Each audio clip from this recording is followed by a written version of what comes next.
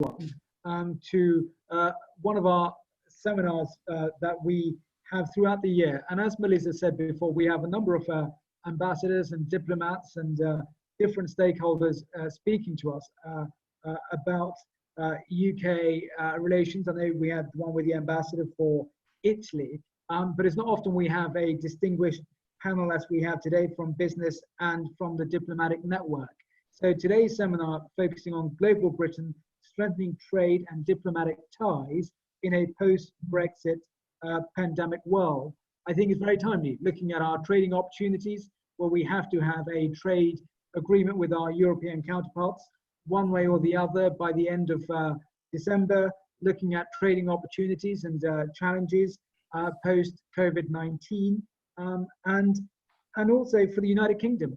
We are in a very unique position where countries around the world, the US having their presidential elections, but we have a government here now which will be in place for the next 4 years. So stability with an elected government, whereas in other parts of the world they have changes in government. So it's timely to have this conversation. And the panelists, if I can say, for today we have His Excellency, the Ambassador for Jordan, His Excellency Omar bin Nahar, joining us today. We have Her Excellency Karen May Hill, the High Commissioner from Antigua and Bermuda, joining us as well. We have Carl Hunter, OBE, who an amazing, expert on trade, who I'll introduce a bit later on. And we have Nabil Najjar, who is the chairman of the Conservative Progress, a grassroots organisation which engages politicians, with Conservative parliamentarians, politicians with grassroots networks, in ensuring that we have, a system where the executive and parliamentarians are in touch with our party activists in shaping, developing policy across the board. So without further ado, the format which I have here from Melissa, who's been brilliant in organising this, is the Ambassador for Jordan will speak for 15 minutes. Then we will have the High Commissioner for Antigua and Bermuda speaking for 5 to 10 minutes, Carl for 5 minutes, and Nabil for 5 minutes, and then we'll do Q&A at around 6:40, led by Melissa. So without further ado, our first speaker is His Excellency, the Ambassador for Jordan to the United Kingdom, who also is the non-resident ambassador for Ireland and Iceland.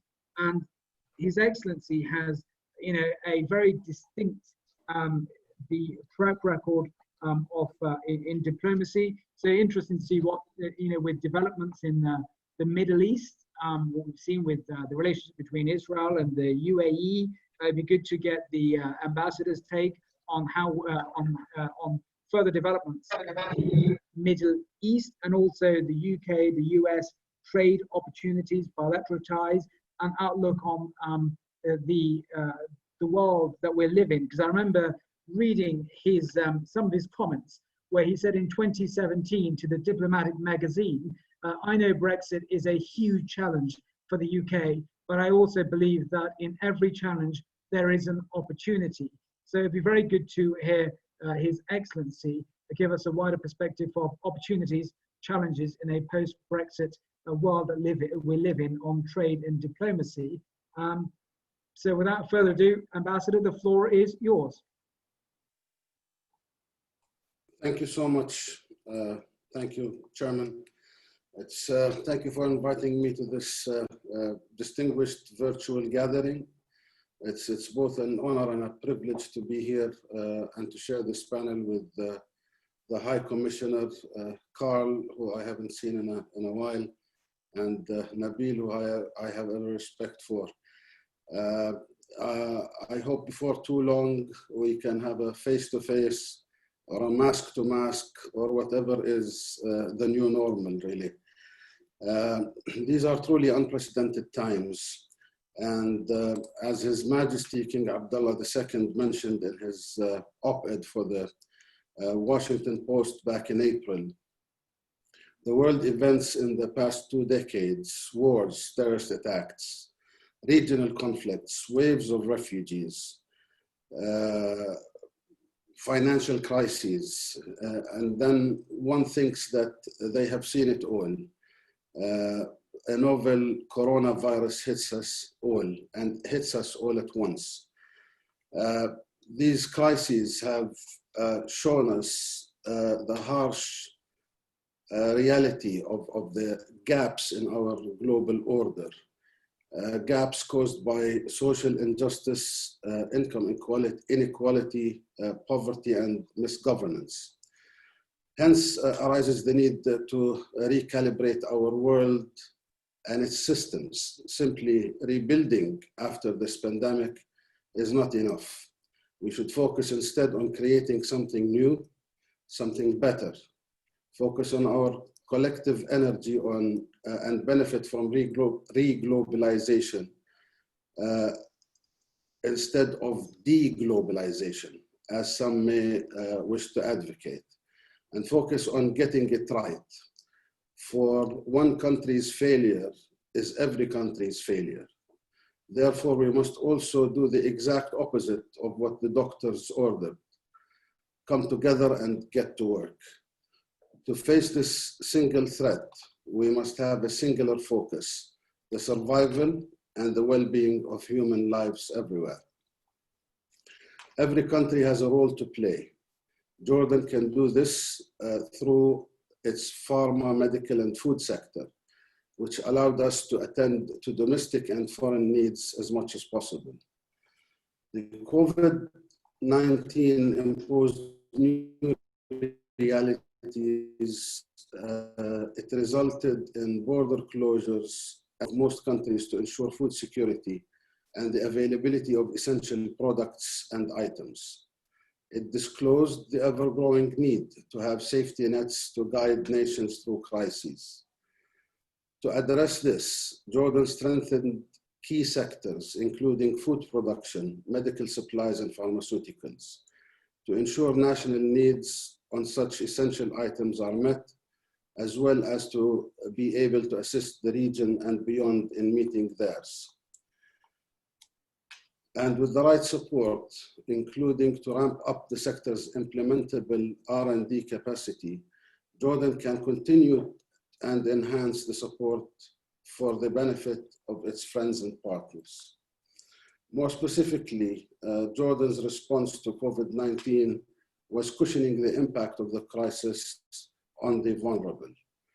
Jordan's swift decision to go into full lockdown was key in containing the spread of the virus and crushing the curve. However, the country's poorest citizens faced the risk of hunger and destitution and were most at risk of being disproportionately impacted by the interruption in education and access to healthcare. Therefore, expanding social protection to reach vulnerable people quickly has been a key pillar of Jordan's COVID-19 response strategy. We have made significant strides to expand cash transfer programs, increase access to healthcare, and ensure all students have access to education despite the interruption of schooling.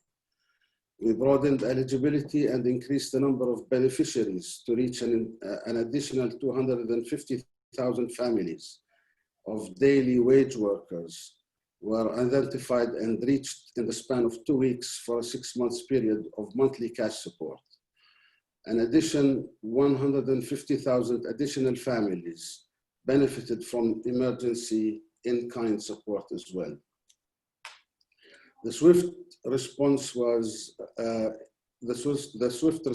enabled by investments we made in digitalizing key functions such as the adoption of digital wallets, which allowed for a seamless and prompt delivery of cash transfers to the hundreds of thousands of beneficiaries during lockdown.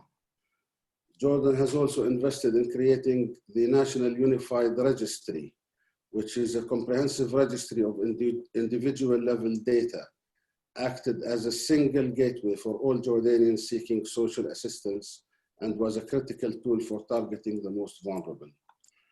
Yet cash transfers alone will be insufficient to protect the poor from destitution and hunger if food supply chains break down. The government monitored food prices and food availability and made significant strides to ensure that the food security of Jordanians is top of the list. The crisis has also brought close to home the importance of access to high quality healthcare.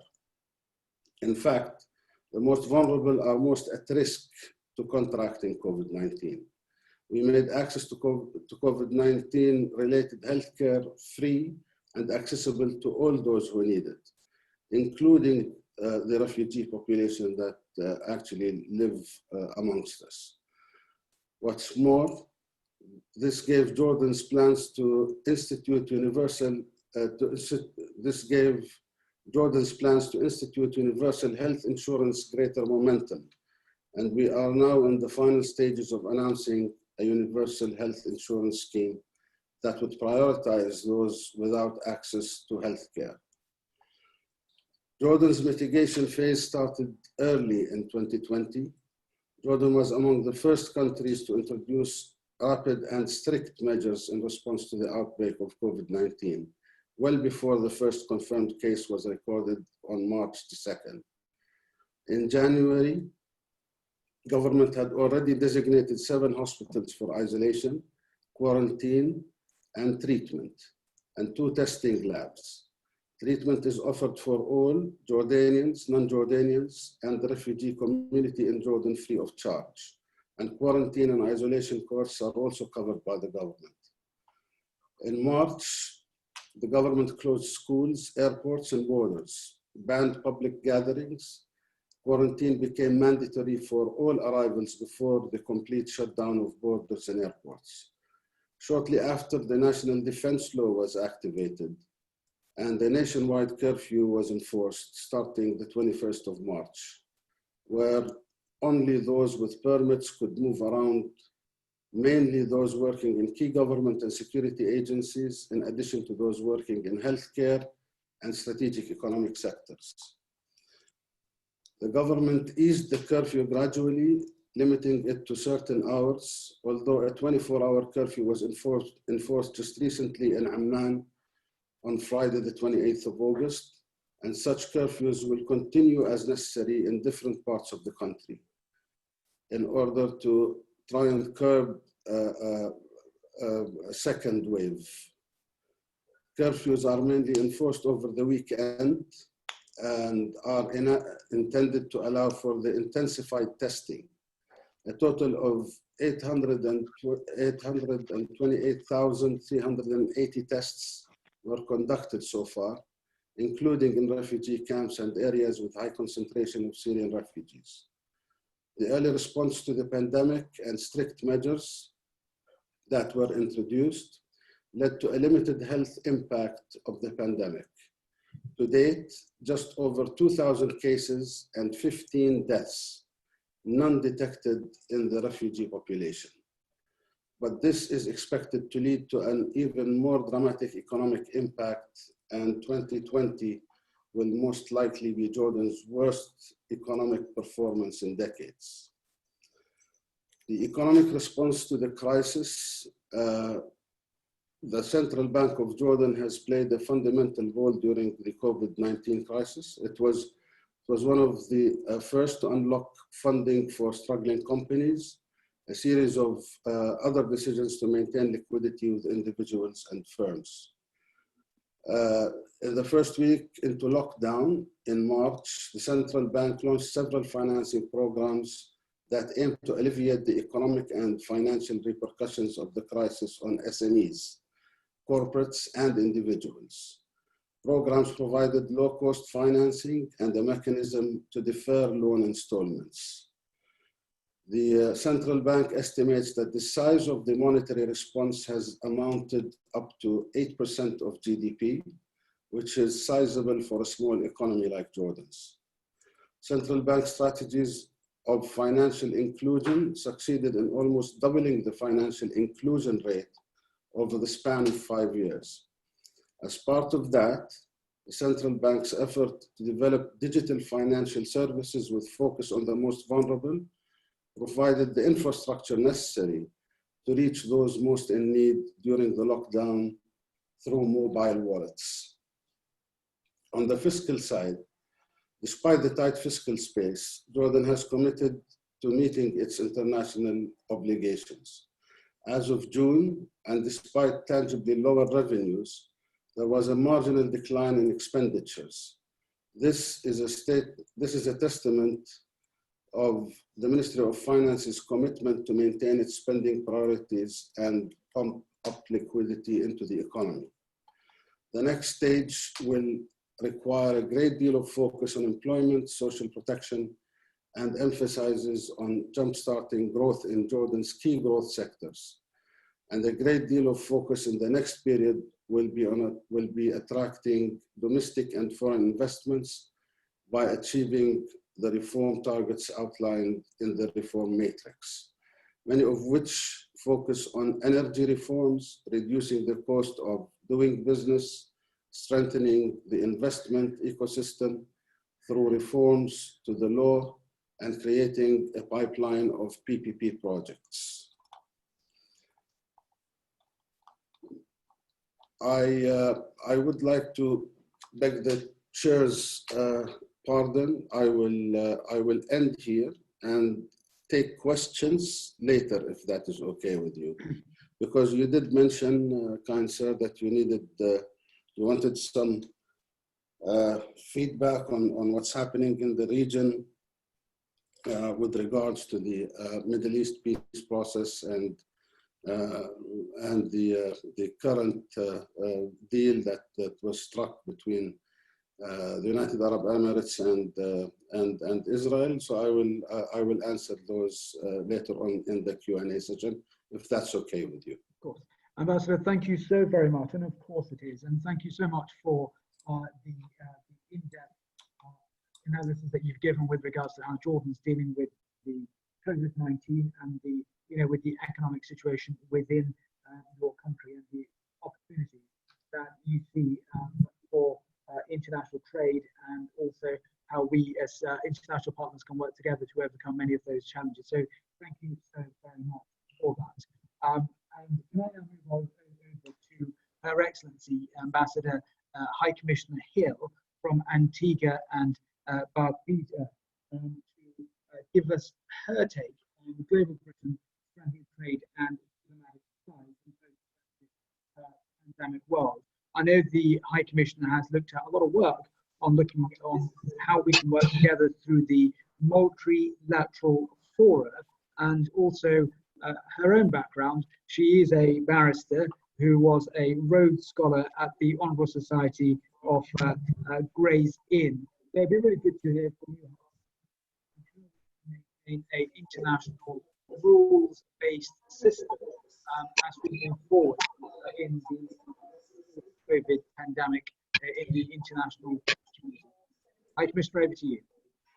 Thank you, Chair, and a special good evening to everyone here today. I'm actually really delighted to have this opportunity to speak with you. It's not very often that small states are invited to be on a panel that looks at global trade and strengthening diplomacy.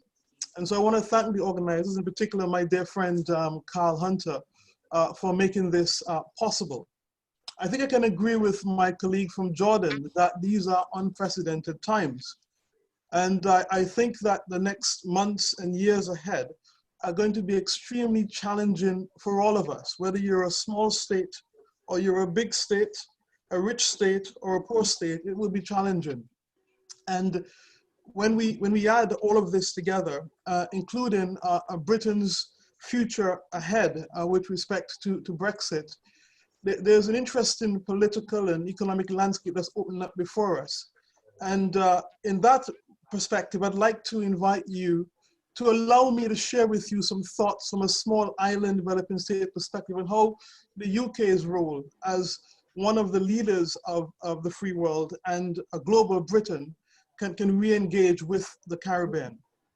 I think I want to begin by saying that if we are going to have a global Britain that engages in an inclusive way with the Caribbean, we need to make sure that we understand who and what the Caribbean is. Many times there's a perception of the Caribbean as a particular thing. It is this group of idyllic islands, far removed from the troubles and headaches of sophisticated business. People go there to escape from the stress of the world. There's light entertainment and not much else. I actually beg to disagree, because if we look beyond the surface of what we are portrayed as, the Caribbean has achieved quite a bit in a short space of time. In Antigua's case, we are 39 years old. On the 1st of November will be 39 years since independence. So we are young. I don't know how many people on this Zoom are under 30, 40 years old. But that's pretty young, I think, as far as democracies go. But what have we achieved in this 39 years? We are models of democracy in the English-speaking Caribbean. We are actually a zone of peace in a world where there are very few and contracting zones of peace. We are a region that has actually developed one of the most sophisticated South-South partnerships anywhere in the world, as evidenced in CARICOM, the Caribbean Community, and the Organization of Eastern Caribbean States, of which Antigua is a part. And under these unions, we have standardized education, we have a single currency, we have limited barriers to trade, we have common procurement policies that help to relieve some of the challenges of economies of scale that come with being small. We've managed to coordinate our responses to natural disasters. So for example, if there's a hurricane, CDEMA, the Caribbean Disaster Emergency Management Agency, kicks in. And if you look at the stories coming into the Caribbean after hurricanes, yes, devastating, yes, catastrophic, you seldom hear from the English-speaking Caribbean of tens of thousands or thousands of deaths, because we actually have a mechanism that works where this is concerned.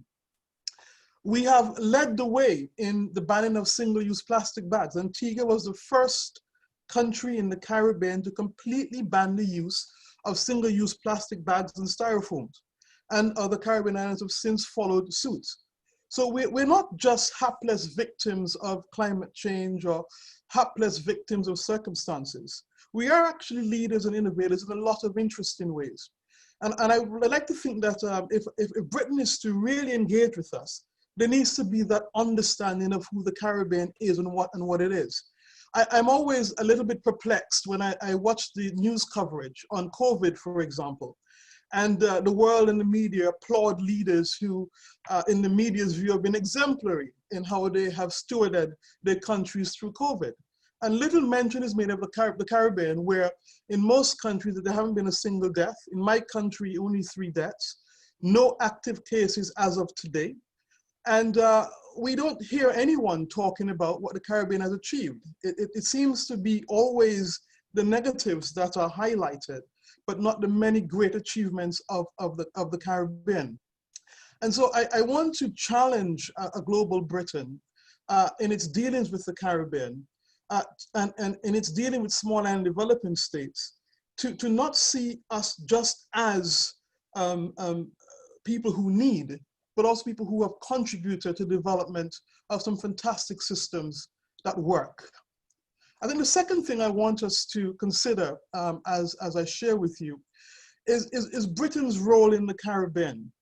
You know, in 2018, Prime Minister Johnson was at the time the UK Foreign Secretary, and he announced the reopening of 4 British diplomatic missions in the Caribbean.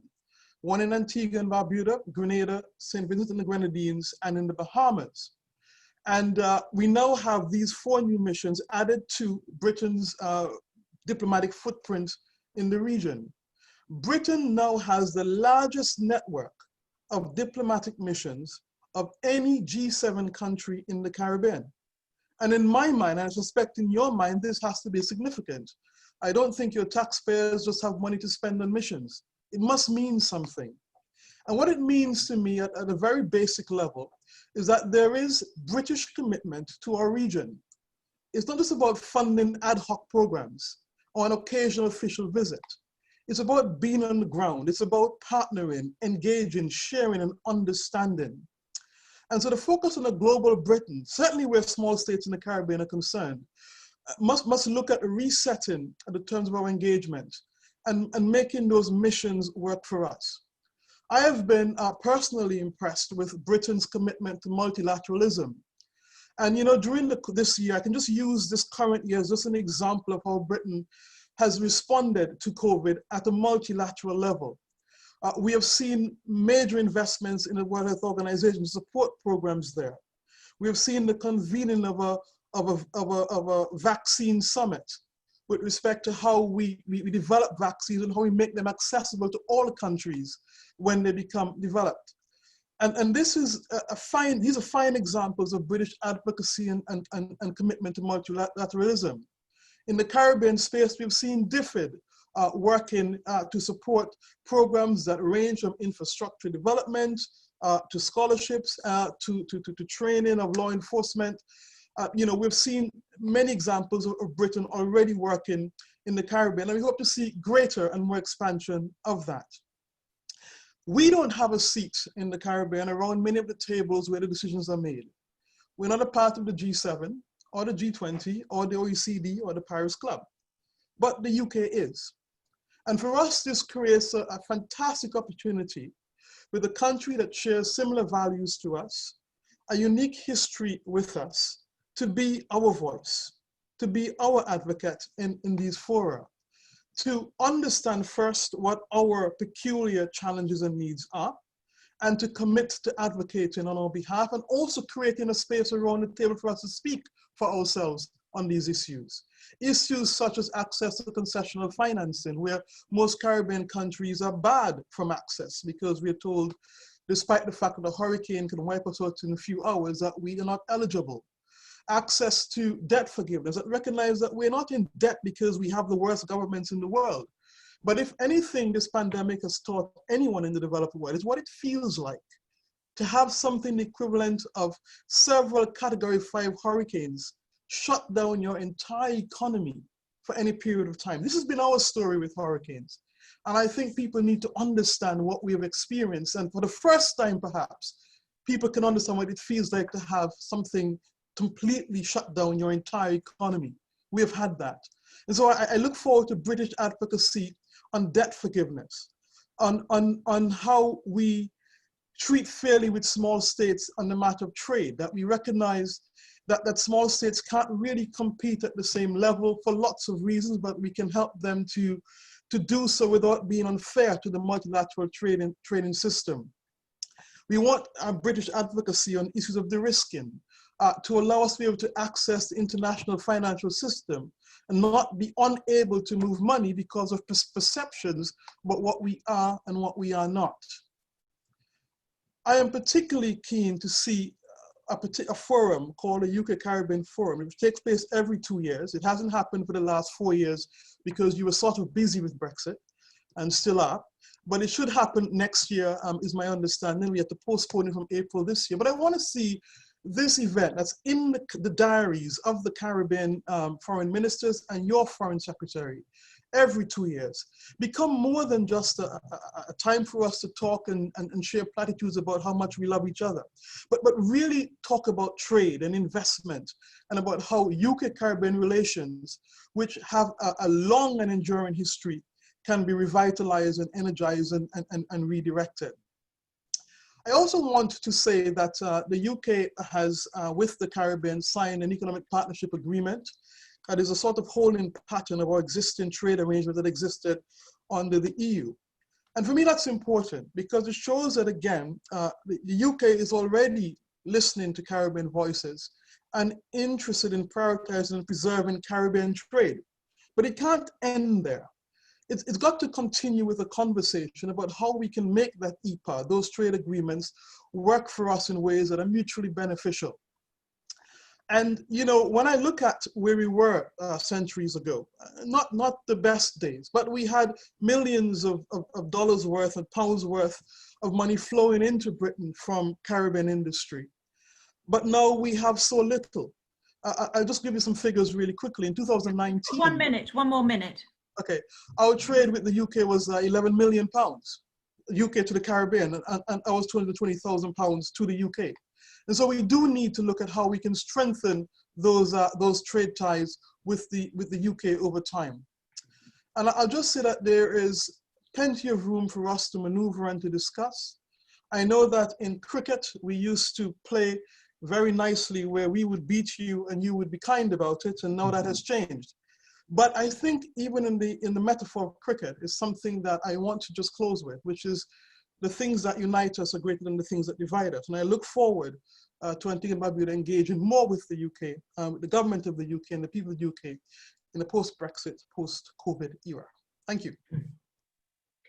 Hi, Commissioner. Thank you so very, very much. And can I just say, as somebody who loves cricket, you know, I think the likes of Sir Garfield Sobers, Viv Richards, and Michael Holding, they were great, great legends, and I think they will always be. And they sport helped put countries on the map, and cricket and seeing those great individuals perform was absolutely amazing in all its respects. And High Commissioner, can I just say thank you to you for the way you put your presentation, highlighting a results-oriented dialogue on the complex issues facing our countries in terms of challenges, but also opportunities, and where the UK has done a lot. The approach we take with 4 new missions in the Caribbean, looking at the largest number of missions out of the G7. There are other opportunities, and also how do we put the vision into a strategy for further enhancing trade moving forward. So thank you so very much for that and all you do in building that bilateral relationship between our countries. No doubt there'll be questions for you in due course in the Q&A. So thank you again. Can I now turn to another of our panelists, and this is from a business and a trade perspective. It's somebody who needs no introduction on CFCC, and that's Carl Hunter, who is a brilliant supporter of CFCC, and also somebody terrifically well in promoting UK trade. Carl is the CEO of Coltraco Ultrasonics, a world-leading UK designer and manufacturer, and is an exporter to over 120 different countries. Carl is also a British Army Green Jacket officer, so if you have any security questions, save them for Carl. But on the security side, and in 2019, his company won the Queen's Award for Enterprise in International Trade, and Carl himself won the Lifelong Exporting Achievement Award. So without further ado, I'd like to give the floor to you to share with us your vision.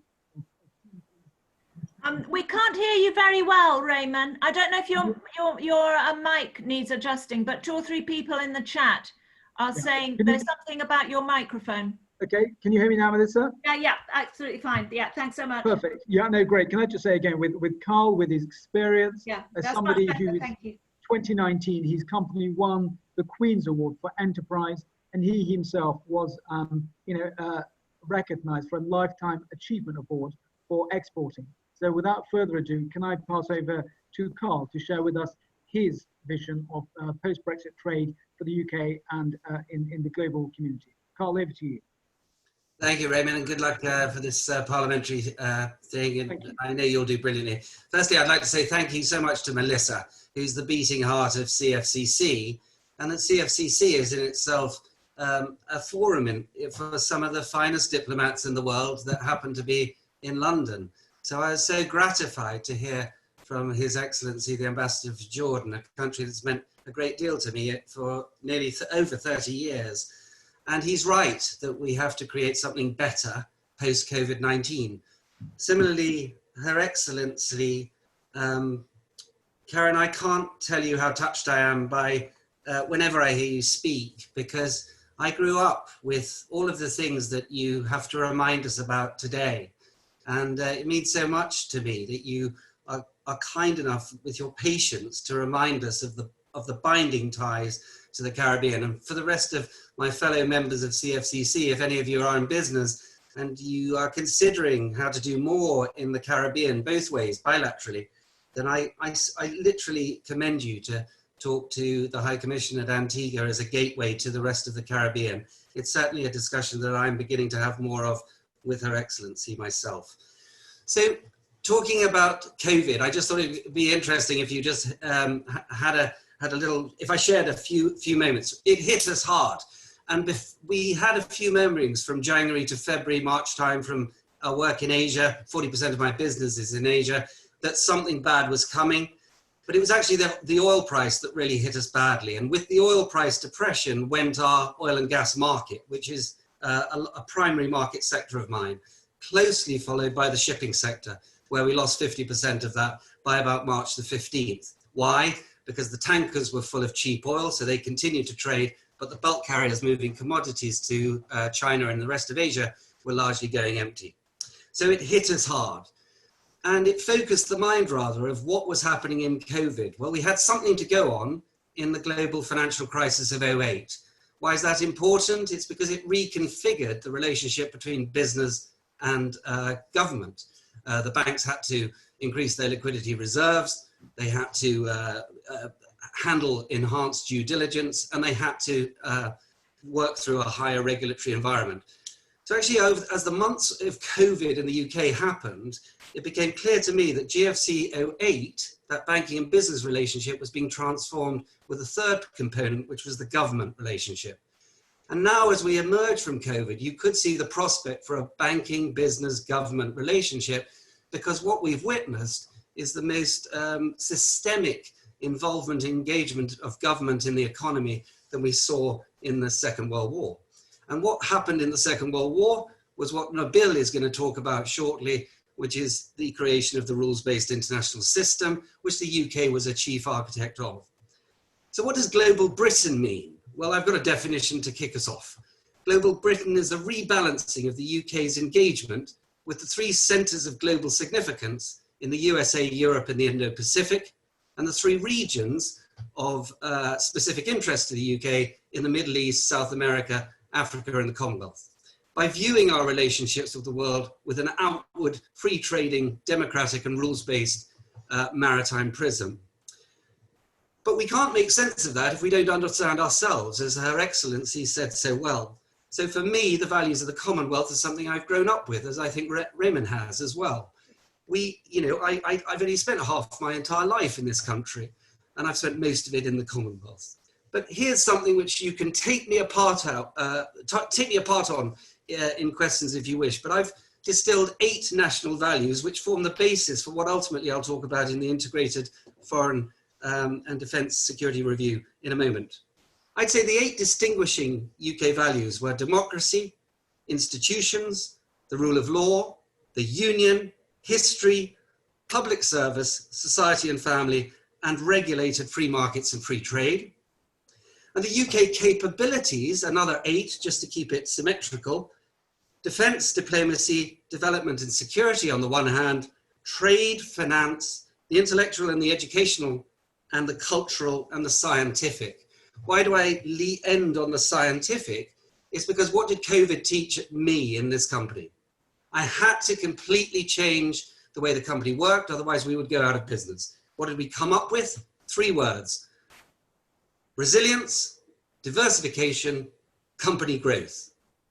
That is actually at the basis of levelling up and global Britain.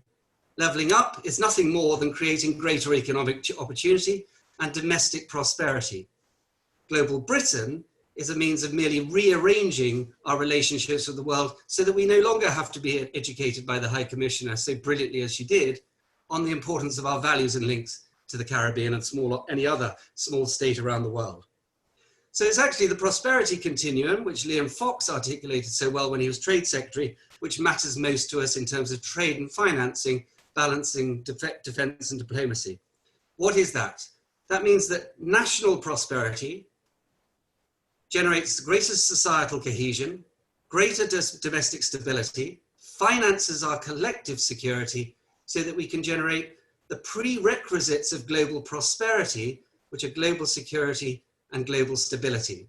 And in that, global prosperity is a UK national aim, hence the continuum. That is what you'll see run through the forthcoming integrated review. If we've understood a whole of government approach to anything and everything is important, so we will now be on the verge of something better to flesh out what His Excellency, the Ambassador of Jordan, mentioned, which is that we now have an opportunity for a whole of society approach alongside a whole of government approach in an integrated review that does tilt the UK into Asia, that does make it aware of the maritime domain, which is the basis for all our Caribbean links, and that fundamentally means that UK engagement in the world is for a force of good to make global prosperity occur within a stable and peaceful rules-based environment. So that naturally means not necessarily turning our backs on Europe, but certainly making friendships that are based in trust, as all human ones are, for the sake of trade and diplomacy, joining themselves at the hip so that we end up contributing to a better world and making ourselves slightly more prosperous as well. Thank you. Carl, thank you so very much for sharing with us your view on post-Brexit trade, the strategic review that's coming up on trade and security, and brilliantly putting forward the 8 different criteria on what global Britain stands for and the value system, what the United Kingdom stands for, and looking at the challenges from post-COVID-19 with regards to the economy, putting it into a nutshell what businesses were facing with a fluctuation of oil and how that affects on the economy, and how, as somebody like you who works in trade, how does that then lead the government to take certain decisions it needs to take, and what needs to be readdressed in the future trade relationships with our partners around the world, and the UK's strategic approach. What is our strategic approach to different parts of the world as we move forward for us? So thank you so very much, and I know there'll be many, many questions for you from our audience today. Can I now move on to our final speaker for today, and that's Nabil Najjar, who is the chairman of the Conservative Progress Forum. He's also on the list of Conservative parliamentary candidates. He's a managing director of Delta Strategies and deputy chairman of Southwest Conservatives, and writes extensively on foreign affairs. So Nabil, without further ado, can I pass over to you for the next 5 minutes, your view on post-Brexit trade and opportunities and challenges for the United Kingdom. Over to you. Well, thank you very much, Raymond, and thank you to our esteemed panelists for their insights. I think building on what's been said, it's fair to say that the status quo for global international relations is facing its biggest challenge since the end of the Second World War. And the economic, military, and cultural dominance of Western powers has now begun to wane in the face of emerging economic superpowers like China, India, and Russia. And this has the potential to reshape both the world economy and the global rules-based order. Here in the UK, Brexit itself brings with it challenges, but also remarkable opportunities. But we do face a foreign policy crossroads and a stark choice. Do we want to be an actor who helps shape the change in the world order? Or do we want to be an observer who allows the shaping and this change to take place around us? There's a theory some of you might have heard of called Thucydides' trap, which basically suggests that when a rising power threatens to displace an existing global power and reshape the world order, the end result is almost inevitably war and conflict. But in today's world, war is a concept which reaches out beyond guns and ships into economics, culture, and even public health, as we've been seeing recently. And in these hypothetical wars of tomorrow, Britain won't be a directly warring nation, but we do risk being collateral damage if we don't get our foreign policy right. The way I see it, Britain has to begin to act in the role of the invisible thread, as it's called, which connects the democracies of the world and leverages its own renowned diplomatic reach, not just to survive, but to thrive in a changing global paradigm whilst also supporting our allies. So I think the time has come for us to really redefine our foreign policy as a force for good and positive change in the world, but built around the preservation and the advancement of the British interest at the same time. And to do this requires a new doctrine of international relations, effectively a combination of military, diplomatic, development, and cultural intervention, which we can encapsulate within this new philosophy of foreign policy, which we call Global Britain. And this requires a whole of government approach to redefining the British mission abroad, a cohesive international campaign for the promotion of a truly global Britain, but one which seeks to change the world for the better, not just which seeks to benefit from the world. I think that's quite important. And through leveraging our incredible and unrivaled blend of hard and soft power, from our armed forces to our diplomatic missions, international development work, intelligence services, security services, and our cultural capital in the form of our language, laws, parliament, constitution, monarchy, sport, music, culture, and even the BBC, our national institutions already set this country apart. And this process has already started.